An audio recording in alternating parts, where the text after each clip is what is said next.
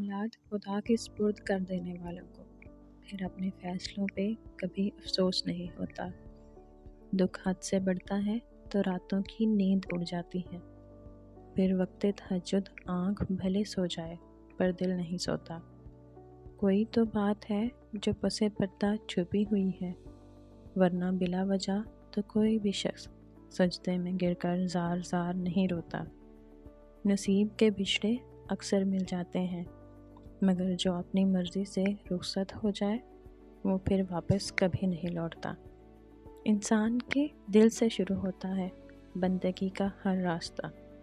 دل دکھانے والوں پر وہ اپنی محبت کا دروازہ کبھی نہیں کھولتا۔ خدا کی محبت انسان کو ہر طلب سے پاک کر دیتی ہے، پھر وہ اپنی عبادات کو تسبیح کے دانوں میں نہیں پروتا۔ اس کی رضامندی کے سامنے نصیب بے بس ہو جاتا ہے۔ وہ تو بس کن کہتا ہے، وہ ہونے یا نہ ہونے کا نہیں سوچتا۔ تمہاری خدا سے یہ دوری ہی تمہیں بے سکون رکھتی ہے۔ تم بھول جاتے ہو اسے، پر وہ تمہیں کبھی نہیں بھولتا۔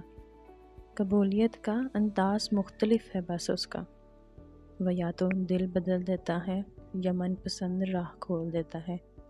وہ معاف کر دیتا ہے، وہ تھام لیتا ہے، وہ عرش تک پہنچ جانے والی دعائیں واپس نہیں موڑتا۔